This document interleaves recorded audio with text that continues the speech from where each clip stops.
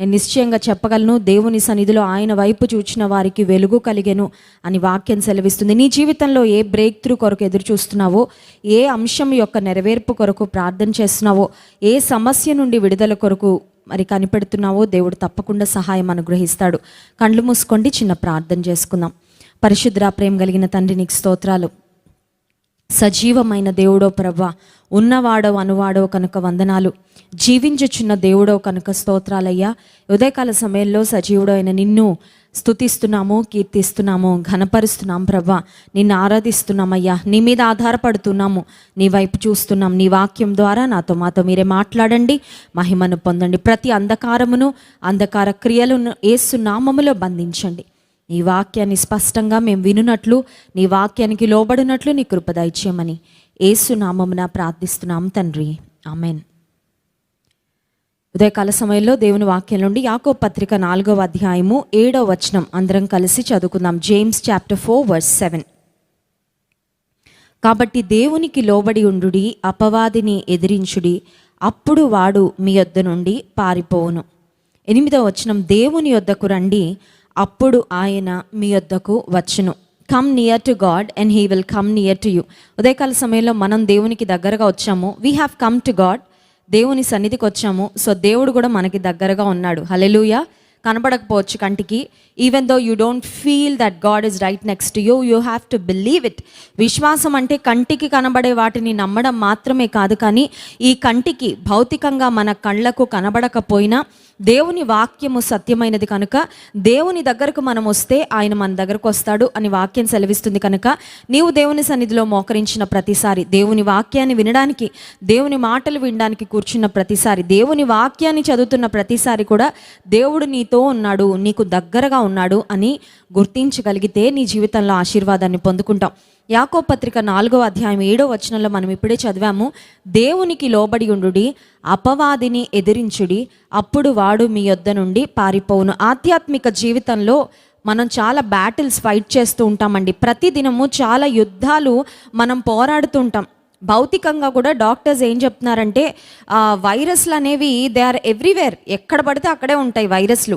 ఫంగస్లు కూడా ఎక్కడ పడితే అక్కడే ఉంటాయి. కానీ అవి ఎప్పుడు మానవ దేహాన్ని దాడి చేస్తాయంటే ఎప్పుడైతే మన ఇమ్యూన్ సిస్టమ్ వీక్ అవుతుందో, అంటే మనలో ఉన్న ఇమ్యూనిటీ తగ్గినప్పుడు, వ్యాధి నిరోధక శక్తి తగ్గినప్పుడు ఆ ఫంగస్లు కానీ, వైరస్లు కానీ, బ్యాక్టీరియాలు కానీ మన దేహం మీద దాడి చేసి మనల్ని మరి ఇబ్బంది పెట్టాలని ప్రయత్నం చేస్తుంటాయి.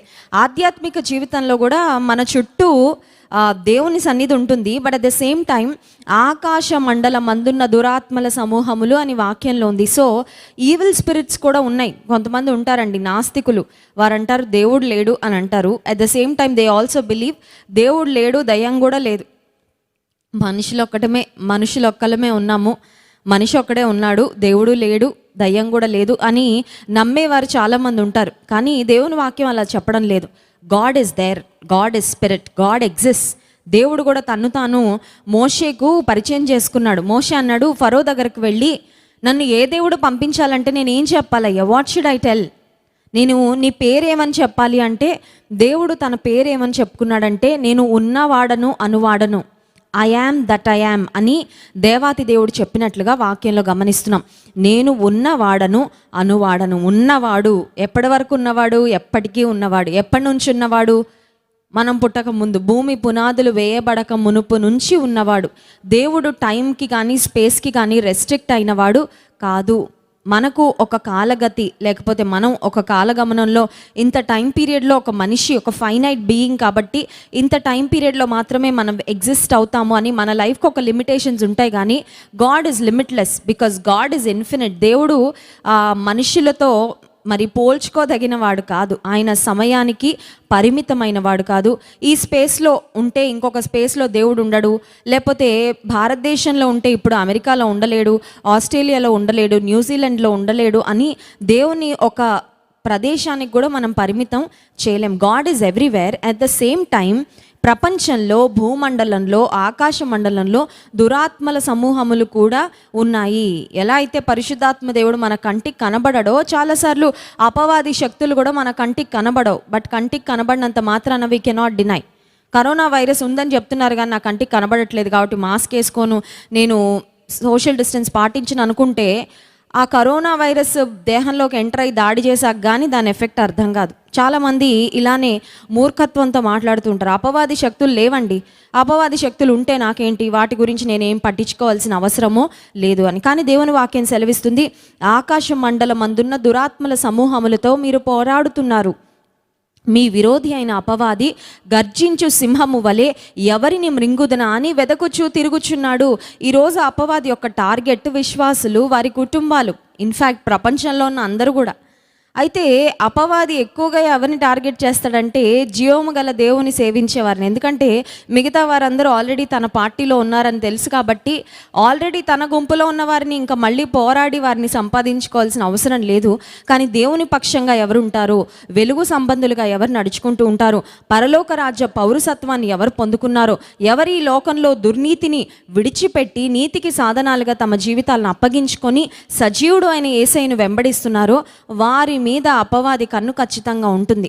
అయితే దేవుని వాక్యం సెలవిస్తుంది, దేవునికి లోబడి ఉండి అపవాదిని ఎదిరిస్తే అప్పుడు వాడు మీ యొద్ద నుండి పారిపోవును. గుర్తుపెట్టుకోవాలి, విశ్వాసులంగా మనము అపవాది మన దగ్గర ఉన్నవి కొన్ని దోచుకోవాలని ప్రయత్నం చేస్తూ ఉంటాడు.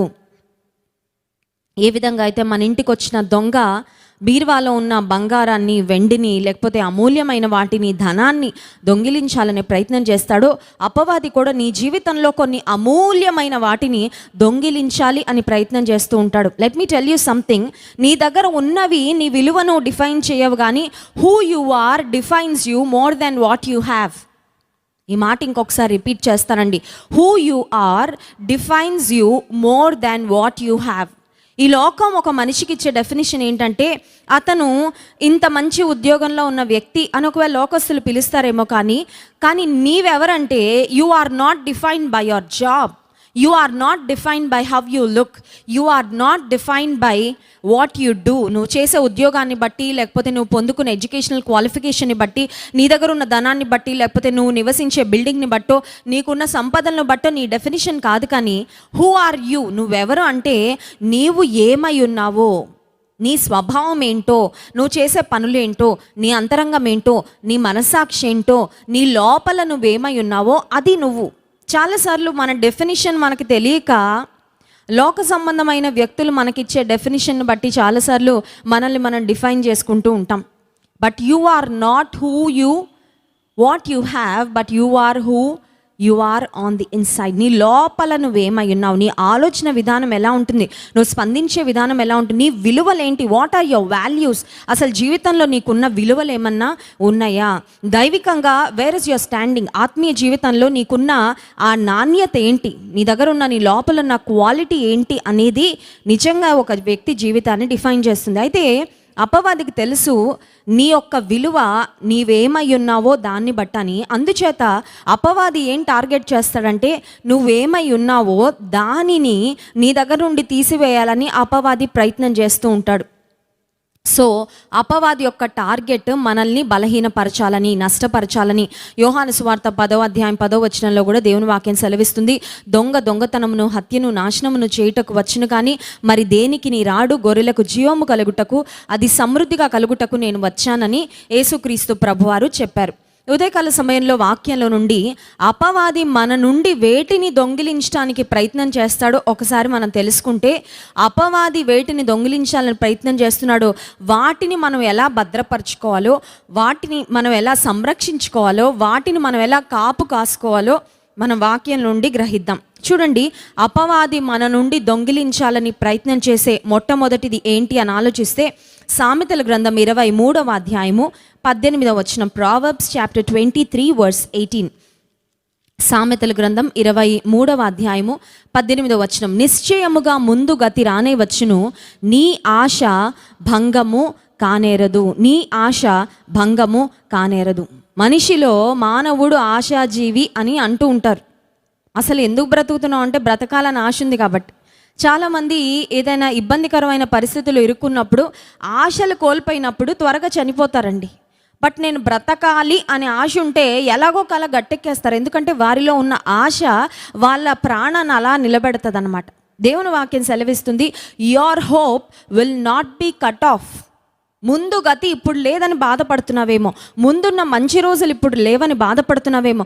ఒకప్పుడు నేను దేవునిలో చాలా బాగా వాడబడ్డానండి, ఒకప్పుడు దేవుని కొరకు బాగా వెలిగాను, ఒకప్పుడు దేవుని కొరకు బాగా పనిచేశాను, కానీ ఇప్పుడు నా గతి అలా లేదు. ఈరోజు నేను బ్యాడ్ డేస్లో ఉన్నాను, ఇబ్బందికరమైన దినాల్లో ఉన్నాను, నా జీవితంలో మంచి రోజులు ఇప్పుడు లేవు అనే నిస్సహాయ స్థితిలో, నిరాశలో నీవు ఉన్నట్లయితే దేవుని వాక్యం మనకిస్తున్న వాగ్దానము నిశ్చయముగా ముందు గతి రానే వచ్చును, నీ ఆశ భంగము కానేరదు. అపవాది ఏం దొంగిలించాలని ప్రయత్నం చేస్తాడో తెలుసా అండి? మన ఆశలను దొంగిలించాలని ప్రయత్నం చేస్తాడు. అసలు ఆశలే లేకుండా చేయాలని చూస్తాడు. ఆశలు లేకుండా చెయ్యాలి అనేది అపవాది ప్రయత్నం. ఎందుకంటే నీ ఆశ భంగం కానేరదు అని దేవుడు వాగ్దానం చేశాడు కదా. Your hope will not be cut off. నీ ఆశ భంగం కానేరదంటే నీ ఆశలను దేవుడు నెరవేరుస్తాడు.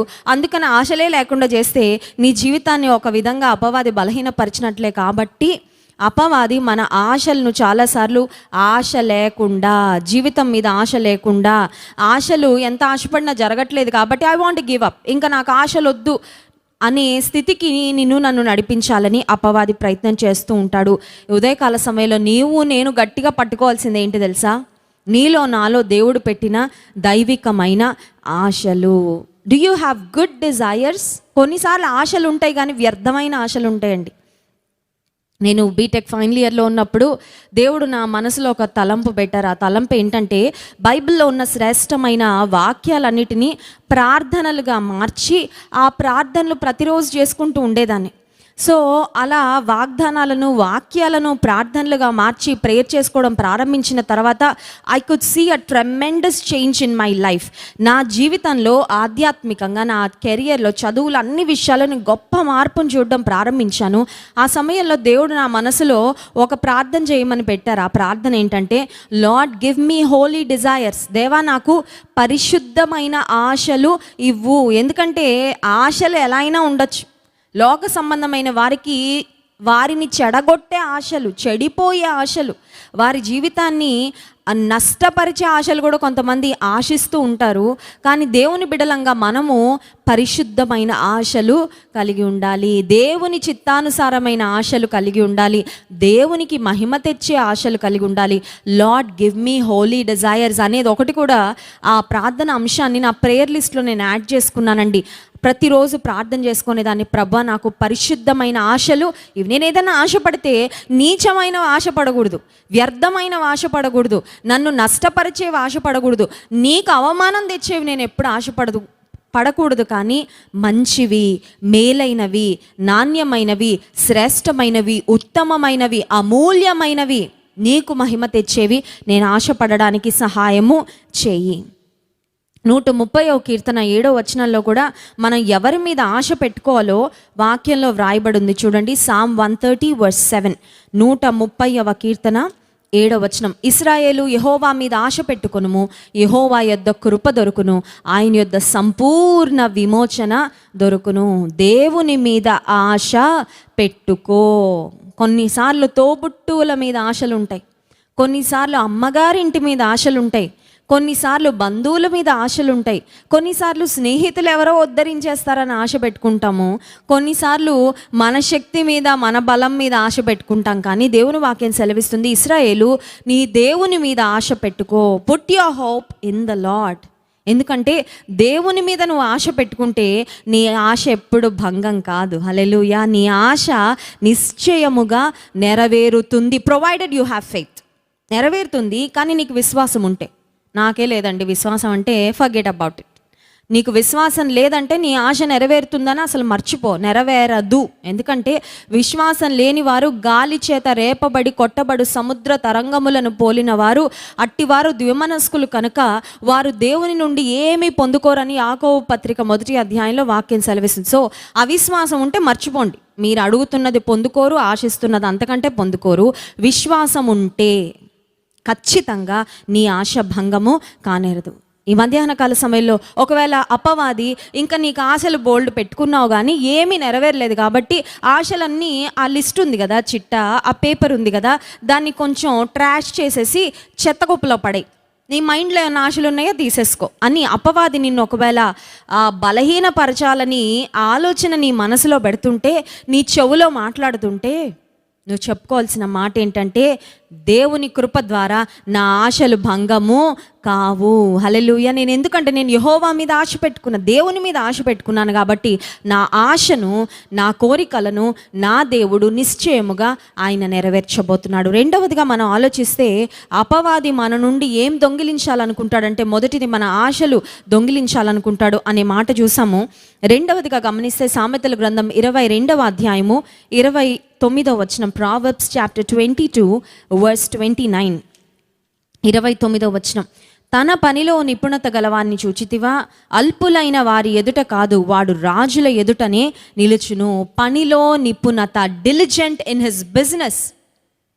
అపవాది నీ నుండి దొంగిలించాలని చూసే రెండవది ఏంటంటే, నీలో ఉన్న తలాంతులు, యువర్ టాలెంట్స్, నీలో దేవుడు పెట్టిన నైపుణ్యత, నీలో దేవుడు పెట్టిన సామర్థ్యం.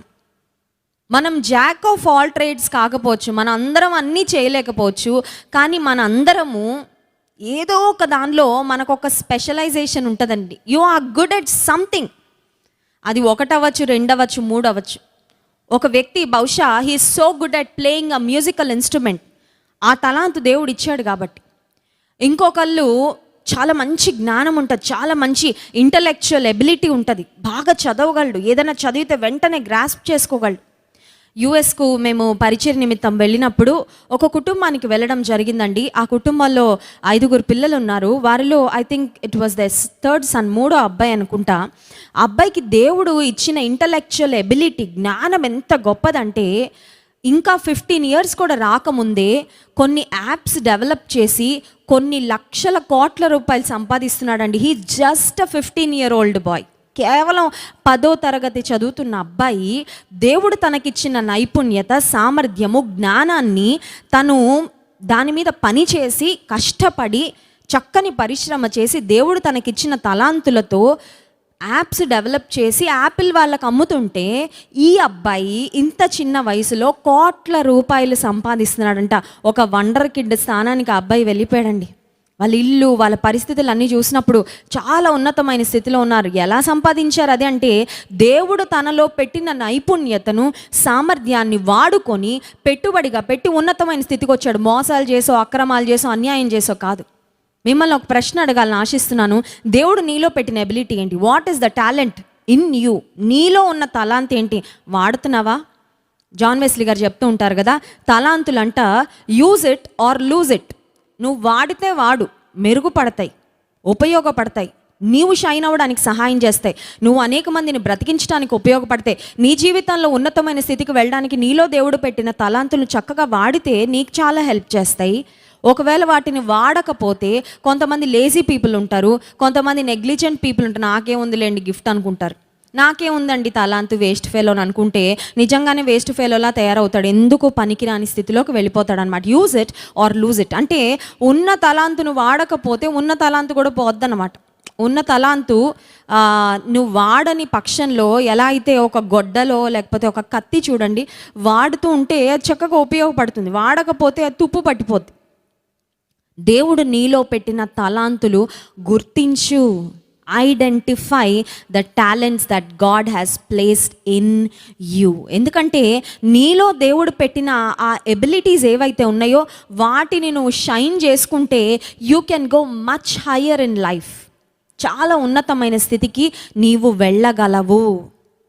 నీలో ఏం తలాంతులు ఉన్నాయి? అపవాది అంటాడు నీకేమీ లేవు తలాంతులు అంటాడు.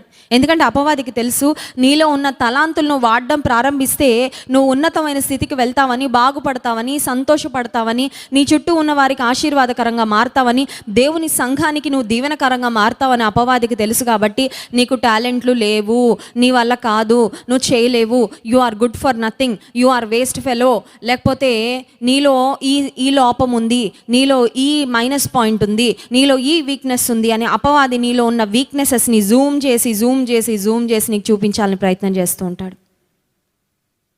Please know that God has kept some gifts and some abilities in you and you should use them for the Lord. Hallelujah. అపవాది నీలో ఉన్న గిఫ్ట్స్ను, టాలెంట్స్ను, నీలో ఉన్న తలాంతులను కూడా దొంగిలించాలని ప్రయత్నం చేస్తూ ఉంటాడు.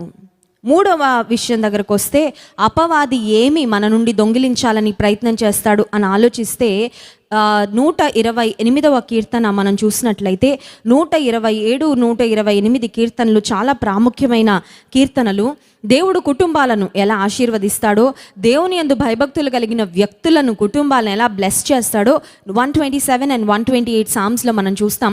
ఇజ్రాయెల్ దేశంలో యూదులకు ఎవ్వరికి వివాహాలైనా ఈ 2 కీర్తనలు కంపల్సరీ చదువుతారంటండి. ఎందుకంటే those two are psalms of blessing, అంటే ఆశీర్వాద కీర్తనలు కాబట్టి వారి కుటుంబ జీవితం మీద దేవుని ఆశీర్వాదాలు ఉండాలని 2 కీర్తనలు చదువుతారంట.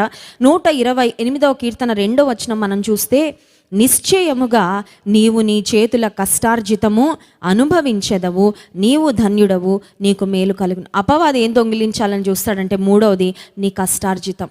The devil wants to steal the fruit of your labour. కష్ట ఆర్జితము, నెలంతా కష్టపడి సంపాదించేది. ఎందుకంటే ఆ మొదటి తారీఖున వచ్చే శాలరీ కోసం కదండి. శాలరీ చూడగానే అమ్మయ్య నా శ్రమకు తగిన ఫలితం వచ్చింది, ఐ ఎర్న్ సంథింగ్ అని ఫ్రూట్ ఆఫ్ లేబర్ అనేది ప్రతి మనిషికి కావాలి. అని అపవాది నీ కష్టార్జితాన్ని దొంగిలించాలని ప్రయత్నం చేస్తాడు. ఎంతమంది తమ కష్టార్జితాన్ని, ఆ మధ్యలో నాకు వైజాగ్ నుంచి ఒక సిస్టర్ ఫోన్ చేసి ఆమె తన బాధ చెప్తూ ఏమన్నారంటే, మాకు నా భర్తకు రమ్మీ ఆడడం అలవాటండి. రమ్మీ అనేది ఇట్స్ అన్ ఆన్లైన్ గేమ్ కదండి, ఆన్లైన్ ఆట అది. ఆ రమ్మీలో ఆన్లైన్ ప్లే కార్డ్స్ ఆట అది. I've never played it, but ఒకప్పుడు యాడ్ వస్తూ ఉండేది ఎక్కువ, రమ్మీ ఆడండి డబ్బు గెలుచుకోండి అని. గెలుచుకునే వాళ్ళు ఎంతమందో తెలియదు కానీ చాలామంది పోగొట్టుకుంటారని ఆ సిస్టర్ సాక్ష్యం విన్న తర్వాత నాకు అర్థమైంది. ఆమె చెప్పిన మాట ఏంటంటే, లక్షలలో ఉన్న ఆస్తులు వేలలోకి వచ్చేయండి, వేలలో ఉన్న ఆస్తులు 100లోకి వచ్చేసాయి. ఇప్పుడు హార్డ్లీ రోజుకు 100 రూపాయలు ఉంటే చాలు అనే స్థితికి దిగజారిపోయాం సిస్టర్. You know why? నా భర్త ఈ రమ్మీలో డబ్బులు పెడతా ఉంటాడు, వస్తాయి వస్తాయి వస్తాయి వస్తాయి అనే ఎక్స్పెక్టేషన్తో కష్టార్జితాన్ని, పిత్రార్జితాన్ని, పెద్దలు ఇచ్చిన ఆస్తిపాస్తులు, కష్టంతో సంపాదించి కూడబెట్టుకున్న ఆస్తులు, ఈజీ మనీ కోసం ఆశపడి అలా 2 క్లిక్కులు చేయగానే 3,000 రూపాయలు 6,000 రూపాయలు అయిపోతాయి అనే ఒక భ్రమలో పెట్టేసి పెట్టిన డబ్బులన్నీ పోగొట్టుకొని ఈరోజు అడుక్కు తినే స్థితికి దిగజారిపోయాము. 300 రూపాయలు ఉన్నాయి నా దగ్గర, 200 రూపాయలు కానుక పంపించమని దేవుడు మాట్లాడితే పంపించానని చెప్పిందండి ఆ సిస్టర్. అఫ్కోర్స్ ఆమెకి 200 rupees is a big deal, ఎందుకంటే ఆమె దగ్గర ఏం లేదు ఇంకా. She is left with empty hands, ఖాళీ చేతులతో నిలిచిపోయింది, ఆమె మిగిలిపోయింది. ఎందుకు అంటే చేతుల కష్టార్జితాన్ని అపవాది దొంగిలించడానికి ఈరోజు చాలా గేమ్స్ ఆన్లైన్లో అందుబాటులో ఉన్నాయి. వాటన్నిటిలో నువ్వు మోసగించబడుతున్నావా? కొంతమంది మోసగాళ్ల చేతిలో నీ డబ్బులు పెట్టి మోసపోతున్నావా? రకరకాల వ్యసనాలకు బానిసైపోయి, తాగుడుకు బానిసైపోయి, లేకపోతే జూదానికి బానిసైపోయి, డ్రగ్స్కు బానిసైపోయి నీ తల్లిదండ్రుల కష్టార్జితాన్ని పాడు చేస్తున్నావా? Please know that it is a trick of the devil. నీతో అలా చేయిస్తుంది అపవాది, నీకు అర్థం అవ్వట్లేదు అది. నువ్వు అపవాది చేతిలో కీలుబొమ్మలాగా మారిపోయావు. అక్కడ ప్రొడ్యూసర్ మూవీకి అపవాది, యాక్టర్ నువ్వన్నమాట. లాస్ట్కి నష్టపోతుంది కూడా నువ్వే, అది నీకు తెలుసుకోవట్లేదు, నువ్వు అర్థం చేసుకోవట్లేదు ఆ విషయాన్ని. అపవాది మన యొక్క కష్టార్జితాన్ని పాడు చేయాలని ప్రయత్నము చేస్తాడు. ఇంకొక మాట దేవుని వాక్యంలో మనం గమనించినట్లయితే, the devil wants to steal the vision for your life. నీ జీవితంలో నీకు ఒక క్లారిటీ, ఒక దర్శనము, అసలు ఎందుకు బ్రతుకుతున్నాను, వై యామ్ ఐ లివింగ్. కొంతమంది కన్ఫ్యూజన్ అండి, క్లారిటీ ఉండదు, ఎందుకు బ్రతుకుతున్నారో తెలియదు. బ్రతుకుతున్నాను కాబట్టి, లేసాను కాబట్టి ఈరోజు మార్నింగ్ బ్రతుకుతున్నానండి, తినడానికి బ్రతుకుతున్నానండి. కొంతమంది ఫ్యాషనబుల్గా రెడీ అవ్వడానికి బ్రతుకుతుంటారు, కొంతమంది ఇన్స్టాగ్రామ్లో రీల్స్ చేయడానికి బ్రతుకుతుంటారు, కొంతమంది వ్యర్థమైన చాలా వాటి కొరకు బ్రతుకుతుంటారు. కొంతమందికి లైఫ్ పట్ల ఒక క్లారిటీ ఉండదు, they don't have a proper vision for their life. సామెతల గ్రంథం 29వ అధ్యాయము 18వ వచనంలో ఒక వాక్యం రాయబడింది చూడండి. ప్రావర్బ్స్ చాప్టర్ 29 వర్స్ 18, 18వ వచనం. దేవోక్తి లేని ఎడల జనులు కట్టులేక తిరుగుదురు, ధర్మశాస్త్రమును అనుసరించువాడు ధన్యుడు. ఇంగ్లీష్ బైబిల్లో స్పష్టంగా ఉంది, where there is no vision people perish.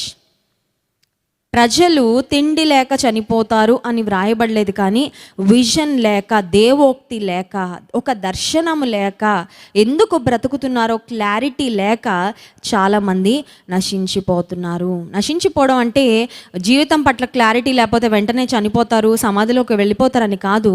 But their life will become a meaningless life. అర్ధరహితమైన జీవితంగా వారి జీవితాలు మారిపోవడానికి కారణం దెర్ ఇస్ నో విజన్. ఈ మధ్యాహ్న కాల సమయంలో మనల్ని మనం ఒక ప్రశ్న వేసుకోవాలి. Do you have a vision for your life? నీ జీవితానికి నీకు ఒక దర్శనం ఉందా? ఎందుకు బ్రతుకుతున్నావో తెలుసా? నీ కుటుంబం పట్ల నీకు ఒక విజన్ ఉందా? How you want to see your children in the future? నీ పిల్లలు ఎలా ఉండాలని కోరుకుంటున్నావు? నీ వివాహం విషయంలో నీకు ఒక దర్శనం ఉందా? నీవు నీ భర్త లేకపోతే నీవు నీ స్పౌజ్ కలిసి what you want to do with in your family? మీ కుటుంబాన్ని ఏ దిశలో నడిపించాలని కోరుకుంటున్నారు? కొంతమందికి ఆలోచించుకోవడానికి టైం ఉండదు, మాట్లాడుకోవడానికి టైం ఉండదు, ప్రార్థన చేసుకోవడానికి టైం ఉండదు. అస్తమానం ఫోన్ వేసుకొని కూర్చోడానికి మాత్రం గంటల గంటల సమయాన్ని వ్యర్థపరుస్తూ ఉంటాయి. ఎందుకు ఇచ్చాడు ఫోన్ నీకు దేవుడు? ఎందుకు ఇచ్చాడు? Why God has given you a smart phone? నాకు దేవుడు ఫోన్ ఇచ్చిన ప్రతిసారి ఆ ఫోన్ ఓపెన్ చేయకముందు ప్రార్థన చేసుకుంటా, నీ సేవ కొరకు బహుగా ఈ ఫోన్ వాడబడాలి ప్రభువా, అదే నా గోల్, అంతే. కొన్నిసార్లు నాకు మోర్ దెన్ 5,000 కాంటాక్ట్స్ ఉన్నాయండి, నా ఫోన్ హ్యాంగ్ అయిపోతూ ఉంటుంది. అందుకని the best phone available in the market తీసుకొని ఎందుకు వాడుతున్నాను? Why am I using the best phone? It is for the Lord, it is for his work. దేవుని పని కొరకు విరివిగా వాడబడాలంటే మంచి టెక్నాలజీ దేవుడు నాకు ఇస్తే, ఒక మంచి వస్తువు నాకు ఇస్తే, నా రాజు పని కొరకు, మంచి పని కొరకు నేను వాడుతున్నాను. హల్లెలూయా. కొన్నిసార్లు ఈ వేళ్ళు నొప్పెడతా ఉంటాయండి, కొన్నిసార్లు ఈ వేళ్ళు నొప్పెడతా ఉంటాయి. You know why? క్లిక్ చేసి నొక్కి కౌన్సిలింగ్లు కొన్నిసార్లు ఫోన్లో చేయడానికి అవ్వదు. I keep texting people. ఎవరైనా కష్టాల్లో ఉన్నప్పుడు, ఇబ్బందుల్లో ఉన్నప్పుడు, అక్క ఈ క్వశ్చన్ ఉంది అక్క బైబిల్లో, ఐ నీడ్ అన్ ఆన్సర్. అక్క నేను ఈ ప్రాబ్లంలో ఉన్నాను, నాకు ఒక సమాధానం కావాలంటే వారికి బైబిల్లో నుంచి రెఫరెన్సెస్ పెట్టి వారిని బలపరిచే వాక్యాలు టైప్ చేస్తూ ప్రతిదినం అయ్యే లైవ్ మెసేజెస్ లింక్స్ చాలామందికి పంపిస్తుంటే some times my fingers hurt. నా వేళ్ళు కొన్నిసార్లు చాలా ఇబ్బంది పెట్టేస్తూ ఉంటాయండి. But I rejoice. ఎందుకు తెలుసా? It's a happy pain. Hallelujah. ఇది సంతోషంతో కూడిన నొప్పండి. ఎందుకంటే ఇది నేను ఇతరులకు ఆశీర్వాదకరంగా మారుతూ ఇన్ దాట్ ప్రాసెస్ కొంచెం పెయిన్ భరిస్తున్నాను కాబట్టి it's okay. Do you have a vision for your life? దేవుడు నీకు ఏదన్నా ఇస్తే దాన్ని దేని కొరకు వాడాలని ఒక క్లారిటీ ఉందా? దేవుడు నీకు ఒక సమయం ఇచ్చాడు, దాని గురించి ఎలా వాడాలో క్లారిటీ ఉందా? Everybody has the same amount of time. 24 hours అందరికీ ఉన్నాయి, కానీ 24 hours ఎలా వాడుతున్నావు అనే దాన్ని బట్టి నీ జీవితం ఆధారపడి ఉంటుంది. Whether you are living a meaningful life, whether you are living a purposeful life or not. So అపవాది మన నుండి దొంగిలించాలని ప్రయత్నం చేసేది the vision for our life. నీ జీవితానికి నీవు కలిగి ఉన్న దర్శనం. 5వ మాట నేను చెప్పి ముగిస్తాను. అపవాది మన జీవితం నుండి ఏది దొంగిలించాలని ప్రయత్నం చేస్తాడంటే, ఫస్ట్ ఇది మనం చూసాము, what does the devil want to steal? నీలో ఉన్న తలాంతులు అపవాది దొంగిలించాలని ప్రయత్నం చేస్తాడు. నీ ఆశలు దొంగిలించాలని ప్రయత్నం చేస్తాడు. నీ జీవితానికి నీవు కలిగి ఉన్న విజన్ను దొంగిలించాలని ప్రయత్నం చేస్తాడు. And the devil wants to steal the fruit of your labour. నీ కష్టార్జితాన్ని, కష్టపడి సంపాదించింది నీవు నీ కుటుంబం అనుభవించకుండా దేవుని గణపరచడానికి, ఇతరులకు సహాయకరంగా దాన్ని ఒక ప్రాపర్ వేలో యూటిలైజ్ చేయకుండా వేస్ట్ అయిపోవడానికి, వ్యర్థపరచడానికి, లాస్లోకి నువ్వు వెళ్ళిపోవడానికి అపవాది నీ కష్టార్జితాన్ని దొంగిలించాలని ప్రయత్నం చేస్తూ ఉంటాడు. అండ్ ఫైనలీ 5వ అంశము, అపవాది మన నుండి ఏం దొంగిలించాలని ప్రయత్నం చేస్తాడంటే, యోహాను సువార్త 17వ అధ్యాయము 4వ వచనం ఒకసారి చదువుకుందాం. ఈ మాట చదువుకొని మనం ముగించుకుందాం. Gospel of John chapter 17, let's read verse 4. 17వ అధ్యాయము 4వ వచనం. చేయుటకు నీవు నాకు ఇచ్చిన పని నేను సంపూర్ణముగా నెరవేర్చి భూమి మీద నిన్ను మహిమపరచితిని. ఇవి యేసయ్య సిలువ మరణానికి వెళ్ళక ముందు ఆయన పలికిన ఆఖరు మాటలు తండ్రితో. యాక్చువల్గా 17th చాప్టర్లో it is a long prayer అండి. యేసుక్రీస్తు ప్రభువు దేవునికి చేసిన పెద్ద ప్రార్థన. Of course garden of Gethsemane తోటలో యేసు ప్రభు ప్రార్థన చేశారు. But he was not left with much time.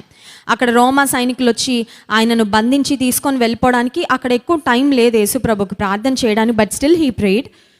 అయితే ఇక్కడ యోహాను సువార్త 17వ అధ్యాయంలో చూస్తే ఇట్స్ అ లాంగ్ ప్రేయర్ అండి. 26 వచనాలు అక్కడ మనకు కనబడతాయి. యేసుక్రీస్తు ప్రభువారు చేసిన చాలా దీర్ఘ ప్రార్థన మనం అక్కడ చూస్తాము. ఆ ప్రార్థనలో అంటే ఒక మాటలో చెప్పాలంటే 33.5 years ఎండింగ్ అనమాట. ఇంకా యేసు ప్రభు బ్రతికిన జీవితంలో ఆఖరు దినాల్లో తండ్రితో చెప్తున్న మాట ఏంటంటే, చేయుటకు నీవు నాకు ఇచ్చిన పని నేను సంపూర్ణముగా నెరవేర్చి భూమి మీద నిన్ను మహిమపరచితిని. Father, I have finished all the work. నీవు నాకు అప్పగించిన పనంతా సంపూర్తి చేశాను. ఇది సంతృప్తితో చెప్పిన మాట, నమ్మకత్వాన్ని రుజువు చేసుకొని చెప్పిన మాట అండి. తండ్రి ఏ నమ్మకంతో ఈ లోకానికి నన్ను పంపించారో నేను వచ్చి ఆ పనంతా సంపూర్తి చేశాను. అంటే యేసుక్రీస్తు ప్రభు ఆయన ఏ ఉద్దేశంతో లోకానికి వచ్చారో ఆ ఉద్దేశాన్ని సంపూర్ణంగా పరిపూర్ణం చేశాడు, సంపూర్తి చేశారు. డెస్టినీ అంటారు కదండి, గమ్యము. నీ జీవితానికి ఉన్న గమ్యం ఏంటి? What is your life goal? కొంతమంది అంటారు లైఫ్ గోల్ ఎప్పటికైనా ఆ దేశం వెళ్ళాలండి, మాల్దీవ్స్ వెళ్ళాలండి, స్విట్జర్లాండ్ వెళ్ళాలండి, లేకపోతే నా లైఫ్ గోల్ ఎప్పటికైనా నా బ్యాంక్ బ్యాలెన్స్ ఇన్ని డిజిట్స్ నంబర్ అవ్వాలండి, లేకపోతే నా లైఫ్ గోల్ అండి నాకు బైక్ కావాలండి. తమ్ముడు నాకు ప్రేయర్ రిక్వెస్ట్ పెడుతూ ఉంటాడు, అక్క నాకు ఒక బైక్ కావాలి, నాకు ఒక ఇల్లు కావాలి, ప్రేయర్ చేయండి అంటే వాళ్ళ మమ్మీ డాడీ కట్టిస్తారు. వాళ్ళ మమ్మీ డాడీకి ఆల్రెడీ ఉంది, బట్ తినకి లైఫ్ గోల్ అనమాట. అక్క నాకు బైక్ కావాలి, నాకు ఇల్లు కావాలి, మీరు మాత్రం నా కోసం ప్రేయర్ చేయండి. ఆ ప్రేయర్ రిక్వెస్ట్ చూడగానే of course I pray for him. కానీ నాకు నవ్వు వచ్చింది, ఎందుకంటే నువ్వు ఇంకా చదువుకుంటున్నావు నాన్న, నీకు అప్పుడే ఎందుకు ఇల్లు? మీ మమ్మీ డాడీ ఆల్రెడీ ఇల్లు కట్టారు కదా అంటే he has a goal. Okay, ఒక్కొక్కరికి ఒక్కొక్క గోల్ ఉంటుంది తమ జీవితంలో. ఇది సాధించాలి, ఇది సంపాదించుకోవాలి, ఇది చేస్తే ఇంకా ఐఎమ్ సాటిస్ఫైడ్, ఇంకా నా జీవితంలో నేను అచీవ్ చేసినట్లే అని చాలాసార్లు మనం ఒక లైఫ్ గోల్ పెట్టుకుంటూ ఉంటాము. కానీ దేవుని వాక్యం సెలవిస్తుంది, దేవుని చిత్తాన్ని నెరవేర్చడమే మన జీవిత అంతిమ లక్ష్యంగా ఉండాలి. హల్లెలూయా. అండ్ ఆ డెస్టినేషన్ ఇస్ హెవెన్. మన యొక్క అంతిమ గమ్యము పరలోకము చేరుట. నీకు పరలోకం చేరుతాను అనే నిశ్చయత ఉందా? Do you have a surety whether you will go to heaven? Do you have a clarity about where you are going? నాకు ఉందండి, నాకు ఆ ష్యూరిటీ ఉంది, క్లారిటీ ఉంది. I know that I'm going to see my Lord. I know that I'm going to meet my Jesus. నీకుందా clarity? నీకుందా surety? I'm not sure అండి, ఎందుకంటే నేను ఇంకా పాపంలో బ్రతుకుతున్నాను, ఇంకా నేను వదిలిపెట్టలేని కొన్ని ఉన్నాయండి, ఇంకా నేను లోకంలో కొన్ని ఐఎమ్ ఎంటాంగిల్డ్, కొన్ని బంధకాల్లో నేను చిక్కుబడి ఉన్నా, బయటకు రాలేకపోతున్నానండి. రావాలని ఉంది కానీ చూస్తున్నానండి, వస్తాను ఎప్పటికో, బట్ ఐఎమ్ నాట్ ష్యూర్. నీవు పాపపు బంధకాల్లో ఎంటాంగిల్ చేయబడి షూరిటీ క్లారిటీ లేకుండా బ్రతుకుతున్నావా? అదే కావాలి అపవాదికి. The devil wants to steal your destiny. కొన్ని ఎయిర్పోర్ట్స్లో ప్రయాణం చేస్తూ ఉంటే కొన్ని పెద్ద హోర్డింగ్స్ ఉంటాయండి ఎయిర్పోర్ట్లో. వాటి మీద ఏమని ఉంటుందంటే యువర్ డ్రీమ్ డెస్టినేషన్ అని ఉంటుంది. Your dream destination. సింగపూర్లో కూడా షాంఘై అని ఎయిర్పోర్ట్ చాలా పెద్ద ఎయిర్పోర్ట్ అండి. అందులో ఒక ఫ్లైట్ దిగి మేము హాంకాంగ్ నుంచి ఇండియా వస్తున్నప్పుడు మధ్యలో సింగపూర్ ఎయిర్పోర్ట్లో దిగి అక్కడ మళ్ళీ గేట్ మారి ఇంకొక ఇండియా వచ్చే ఫ్లైట్ ఎక్కాలి. దాదాపు 10-15 minutes we had to walk. ఆ ఎయిర్పోర్ట్ లోపల నడవడానికి ఒక 10-15 minutes పట్టింది ఫాస్ట్గా నడిస్తే. చాలా పెద్ద ఎయిర్పోర్ట్, ఒక్క గేట్ నుంచి ఇంకో గేట్కి వెళ్ళడానికి అంతసేపు పట్టింది మాకు. ఆ తర్వాత మధ్యలో ట్రైన్ తీసుకున్నాము, మధ్యలో అక్కడ ట్రామ్స్ లాంటివి ఉండే అందులో కూడా ఎక్కాము, but still it took 15 minutes. ఆ ఎయిర్పోర్ట్లో అక్కడ కొన్ని హోర్డింగ్స్ ఉన్నాయన్నమాట. అవి ఏంటంటే యువర్ డ్రీమ్ డెస్టినేషన్. కొంతమందికి డ్రీమ్ డెస్టినేషన్ సింగపూర్ ఏమో, కొంతమందికి డ్రీమ్ డెస్టినేషన్ దుబాయ్ ఏమో, లేకపోతే కొంతమందికి డ్రీమ్ డెస్టినేషన్ పలానా దేశం పలానా ప్రాంతానికి వెళ్ళాలి అని ఒకవేళ మనుషులు అనుకుంటారేమో. కానీ మనందరి యొక్క డ్రీమ్ డెస్టినీ ఏంటో తెలుసా అండి? It's heaven. Because that's the best place you can be and that is the prepared place for you. దేవుడు నీ కొరకు సిద్ధపరిచిన స్థలం అది. కానీ నీ డ్రీమ్ డెస్టినేషన్ అయిన పరలోకానికి వెళ్ళకుండా నరకానికి, which is the opposite of haven, అక్కడికి తీసుకెళ్ళడానికి అపవాది శక్తికి మించి ప్రయాసపడుతున్నాడు. రెస్ట్ తీసుకోవట్లేదంట అపవాది, రెస్ట్ తీసుకోకుండా కష్టపడుతున్నాడు. ఎందుకంటే ఎంతమందిని నరకానికి లాక్కెళ్ళగలిగితే అంతమందిని నరకానికి తీసుకొని వెళ్ళాలని. దైవజనుడు ఏమన్నాడంటే, మనుషులం గనక మనం బ్రతికే రోజుల్లో నా ఆఖరు రోజు మనుషులు నా గురించి ఏం మాట్లాడుకుంటారు అనే ఒక ఆలోచనతో బ్రతికితే చాలా బాగా బ్రతుకుతామంట. I want to repeat that again. What will people talk about me on my last day? నాకు ఫేర్వెల్ ఇచ్చేటప్పుడు నా గురించి ఎవరేం మాట్లాడుకుంటారు, నా గురించి ఎలాంటి సాక్ష్యం వస్తుంది, నేను ఎవరికైనా ఏదైనా ఇంపాక్ట్ చేశానా, ఎవరికైనా నేను ఉపయోగపడ్డానా, ఎవరి జీవితంలో అయినా నేను ఆశీర్వాదకరంగా ఉన్నానా, నా గురించి ఎలాంటి సాక్ష్యం వస్తుంది. కోర్స్ కొంతమంది అంటారు చనిపోయాక చెడు మాట్లాడకూడదండి, మంచిగా మాట్లాడాలని. అందుకనే తాగుబోతైనా తిరుగుబోతైనా భయంకరమైన స్థితిలో బ్రతికిన దుండగుడైనా ఒకవేళ బరియలు చేస్తే మంచి పోరాడానని రాసేస్తారండి. అబద్ధాలు అవి. చాలామంది అలా రాస్తూ ఉంటారు. కానీ నిజంగా if people talk about you on your last day, what would they say? ఏం మాట్లాడతారు వాళ్ళు అని నీవు ఆలోచించుకోగలిగితే ఈ జీవితాన్ని చాలా మంచిగా బ్రతుకుతామండి. The devil wants to steal your destiny. అపవాది నీ గమ్యాన్ని గురించి అసలు నిన్ను ఆలోచన చేయనివ్వడు, నీ అంతిమ లక్ష్యాన్ని గురించి ఆలోచన చేయనివ్వడు. అందుకే ఈ జీవన వ్యాపారాల్లో మనల్ని చిక్కుకొనేటట్టు చేస్తూ ఉంటాడు. He wants to divert you always. Are you focused? నిన్ను ఎప్పుడు అపవాది డైవర్ట్ చేయాలని చూస్తాడు. నువ్వు డైవర్ట్ అయిపోతే డైవర్ట్ చేసేస్తాడు అంతే. కొన్నిసార్లు చిన్నప్పుడు మా ధన్యాలో ఒక ఇది ట్రైట్ నేను అబ్జర్వ్ చేశాను. అదేంటంటే తన చేతిలో ఏదైనా పట్టుకున్నప్పుడు తనకి చేతిలో ఉన్న వస్తువు కంటే బెటర్ వస్తువు ఏదైనా కనబడితే ఈ చేతిలో ఉన్నది గాజుదా ఫోనా అసలు ఏంటనేది కూడా చూడకుండా ధన్మని పడేసి దానికోసం వెళ్ళిపోయేది. అంటే తనకి అటెన్షన్ గ్రాబ్ చేసింది ఏదైనా ఉంటే she use to quickly leave what she had. కొన్నిసార్లు మనం ఎలా ఉంటామంటే కనబడిన ప్రతి దానికి, అంటే that was when she was a little girl, చాలా చిన్న పాప, 1 year 1.5 year అప్పుడు తనలో అబ్జర్వ్ చేసిన ట్రైట్ నేను అది. ఇప్పుడు అట్లా లేదులేండి, but I'm just telling you. కొన్నిసార్లు ఆధ్యాత్మిక జీవితంలో కూడా అలాగే వాక్యం వింటా ఉంటాం, సడన్గా పక్కన ఏదో వస్తుంది ఫోన్లో, అక్కడికి వెళ్ళిపోతాం కదండి. ఆ తర్వాత అది కాసేపు చూసేసి మళ్ళీ వాక్యం గుర్తొచ్చి అయ్యయ్యో సిస్టర్ ఏదో చెప్తున్నట్టున్నారని మళ్ళీ వస్తారు ఇక్కడికి. మళ్ళీ 2 నిమిషాలు వినగానే మళ్ళీ ఆ పైన వాట్సాప్లో నోటిఫికేషన్ వస్తాయి. ఏముండదు, అది చెత్త గుడ్ మార్నింగ్ మెసేజ్. అవసరమా అండి? కొంతమంది good morning, good evening, good night మెసేజ్లు పంపిస్తే ఎందుకు? నువ్వు గుడ్ నైట్ చెప్తే వాళ్ళకి మంచి నైట్ ఉంటుందా చెప్పండి నాకు? మంచి నిద్ర పడుతుందా? మైండ్ నిండా టెన్షన్లు, మైండ్ నిండా భయాలు ఉంటే కొంతమందికి స్లీపింగ్ పిల్ వేసుకుంటే కానీ నిద్ర పట్టదు. నువ్వు గుడ్ నైట్ మెసేజ్ పంపించి వేస్ట్. అది గుడ్ నైట్ గుడ్ మార్నింగ్ పంపించడం కంటే ఒక వాక్యం పంపించు, బ్లెస్సింగ్, వాగ్దానం పంపించు, దేవుని వాగ్దానం, ఒక మెసేజ్ ఫార్వర్డ్ చేయి. నిన్ను బలపరిచిన దేవుని మాటలేదు అది పంపించు. అనవసరంగా good night, good morning, good evening ఎందుకండి అవి? మీనింగ్లెస్ నేను అనుకుంటాను. Course good way of wishing, ఎవరైనా కలిస్తే దేవుని బిడ్డలంగా మనం ఓకే ప్రైజ్ ది లార్డ్ అని చెప్తాము, that's fine. But good morning, good evening, good night వ్యర్థం. అక్కడ వాక్యం వింటూ ఉంటే సీరియస్గా గుడ్ మార్నింగ్ అని మెసేజ్ వస్తుంది. ఆ గుడ్ మార్నింగ్ చూసేయడానికి వీళ్ళు వెళ్ళిపోతారు వాక్యం నుంచి. మళ్ళీ ఇట్స్ ఎ డైవర్షన్. అపవాది చాలాసార్లు మనల్ని డైవర్ట్ చేయాలి, డిస్ట్రాక్ట్ చేయాలి. మన ఫోకస్ వాక్యం మీద లేక నీ జీవితాన్ని కట్టే మాటలు వినివ్వదు. నేను ఎప్పుడు వినివ్వడు అపవాది. వినక్కర్లేదులే, తర్వాత విందాంలే, ఇది డౌన్లోడ్స్లో పెట్టుకో, సేవ్ చేసుకొని తర్వాత విందాం కదండి. కొంతమందికి అపవాది చెప్తాడు తర్వాత నైట్కి విందు, కానీ ఇప్పుడు బిజీ ఉన్నావు కదా కొంచెం, ఇప్పుడు టీవీలో ఒక షో వస్తుంది అది చూడాలా, ఇప్పుడు ఫ్రెండ్ ఫోన్ చేశాడు మాట్లాడాలి, అక్కడ ఏ ప్రళయం వచ్చేస్తుందో ఏదో ఇంపార్టెంట్ అప్డేట్ ఉంటుంది, అందుకని ఈ లైవ్ తర్వాత చూద్దు అని the devil wants you to post phone. మంచి పనులు, నీ జీవితాన్ని కట్టే దేవుని మాటలు నేను అపవాది ఎప్పుడు విననివ్వడు.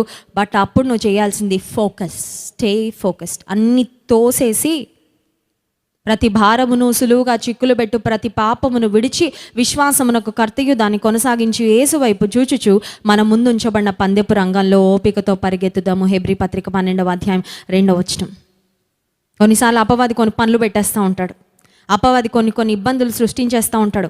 కొన్ని లేనిపోని పనులు తల మీద నెత్తి మీద వేసుకొని ఆ పనులన్నీ మోసేస్తూ ఉంటాం.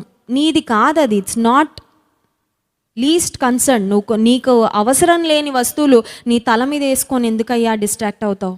నీ జీవితాన్ని కట్టుకో దేవునిలో, నువ్వు బాగుపడు ఫస్ట్. నీ జీవితం పట్ల దేవునికున్న ఉద్దేశం ఏంటి, నీవు చేరుకోవాల్సిన గమ్యస్థానం, నువ్వు సిద్ధపడుతున్నావా నీ జీవితంలో? ఆధ్యాత్మికంగా నీకుందా పట్టుత్వం, ఆధ్యాత్మికంగా నీకుందా స్థిరత్వం? నువ్వు అది తెలుసుకొని నిలబడగలిగితే నీ జీవితం ద్వారా దేవునికి మహిమ. అట్టి విధంగా అపవాది ఏది మన నుండి దొంగిలించకుండా దేవుడు మనకిచ్చిన నీకు కలిగిన దాన్ని గట్టిగా చేపట్టుమని వాక్యం సెలవిస్తుంది. రక్షణను గట్టిగా చేపట్టు. నీకు దేవుడిచ్చిన కష్టార్జితాన్ని నీవు నీ కుటుంబం దేవుని కార్యాల కొరకు ఆశీర్వాదకరం, నీ భవిష్యత్తు కొరకు ఉపయోగకరంగా వినియోగించుకో. అంత మాత్రమే కాదు, దేవుడు నీకు ఇచ్చిన తలాంతులను ఆయన కొరకు వినియోగించు. నీ జీవితం ఆశీర్వదించబడుట కొరకు వినియోగించు, వ్యర్థపరచకు. అట్టి కృప దేవుడు మనకు అనుగ్రహించును గాక. ఆమెన్. కళ్ళు మూసుకోండి, ప్రార్థన చేసుకుందాం. పరిశుద్ర ప్రేమ కలిగిన తండ్రి, నీకు స్తోత్రాలు. మధ్యాహ్నకాల సమయంలో అనేకమైన అంశాలు నీ వాక్యం ద్వారా మాతో మాట్లాడినందుకు వందనాలయ్యా. దొంగతనమును, హత్యను, నాశనమును చేయుటకు వచ్చిన కానీ మేలు చేయడానికి రాడు ప్రభువా. అయినప్పటికీ తెలిసి ఉండి సహా చాలాసార్లు అపవాదికి చోటిస్తున్నాం. అపవాదికి దాసులంగా నాయన ఎవరైతే బ్రతుకుతున్నారో వారిని అపవాది యొక్క కాడి నుండి యేసు నామములో విడిపించండి. నీ కాడి క్రిందకు మేము రావడానికి నీకు మమ్మల్ని మేము అప్పగించుకొని, నీతికి సాధనములుగా మమ్మల్ని మేము అప్పగించుకొని, నా జీవితంలో నీవు కలిగిన ప్రతి శ్రేష్టమైన ఉద్దేశము నెరవేర్చబడినట్లుగా మేము అడుగులు వేయడానికి సహాయము చేయమని విన్న వాక్యం మా హృదయాల్లో ఫలింపచేయండి. యేసు నామమున ప్రార్థిస్తున్నాం తండ్రి, ఆమేన్.